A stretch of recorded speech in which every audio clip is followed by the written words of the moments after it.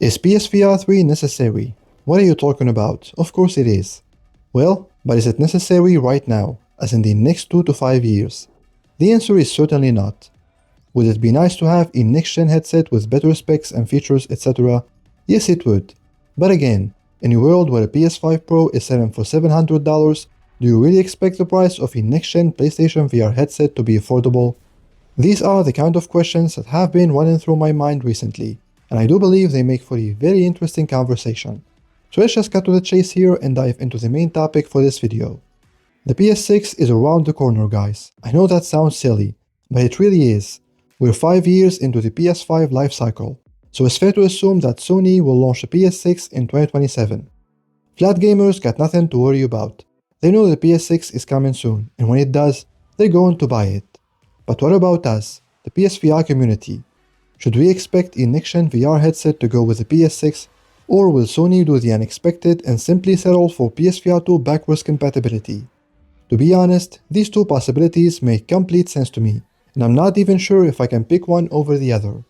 On one hand, I'm a VR enthusiast, right? So of course I will never say no to new VR hardware. I would love nothing more than for Sony to release a new PSVR headset with a higher resolution, better lenses, better ergonomics, perhaps with automatic IPD adjustment, maybe even wireless, etc, etc. I would love to get my hands on a PSVR 3 in a couple of years from now, and experience a true generational leap in both visuals and performance.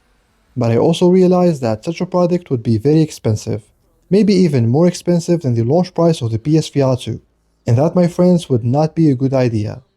So, while I do very much care about getting new VR hardware from PlayStation, I also care about VR reaching the mass market, because more VR adoption means more support, aka more games, better games. And this is where the second option comes into play.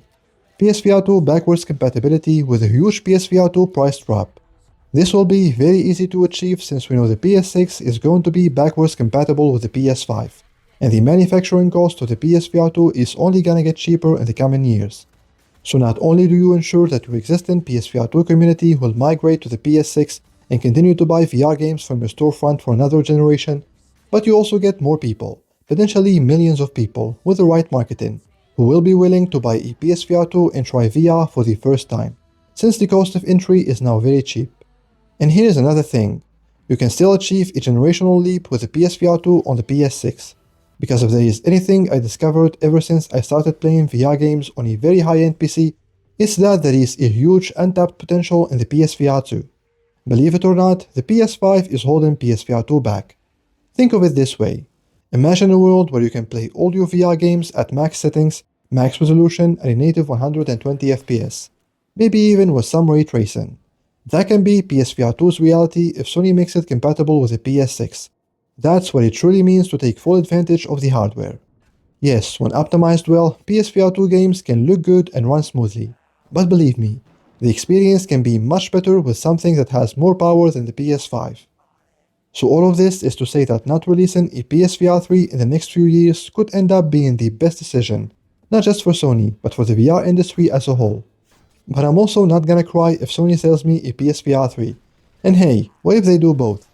I mean, what if they make the PSVR 2 compatible with the PS6, make it dirt cheap for everyone to buy, and at the same time release a PSVR 2 Pro headset to offer a better experience for the enthusiasts? I feel like that would be the best way to handle the situation. Maybe not for the devs, but certainly for us, the players. So let me know in the comments below what you think. Where do you stand on this? Do you want a PSVR 3? Or do you just want to keep using your PSVR 2 during the PS6 generation? I'm kind of in between, in case you couldn't tell. But I want to know what you guys think, so comment below. And that's gonna have to do it for this video, guys. Thank you for watching, and remember, for more PSVR 2 news, reviews, and discussions, make sure you stick with MBG.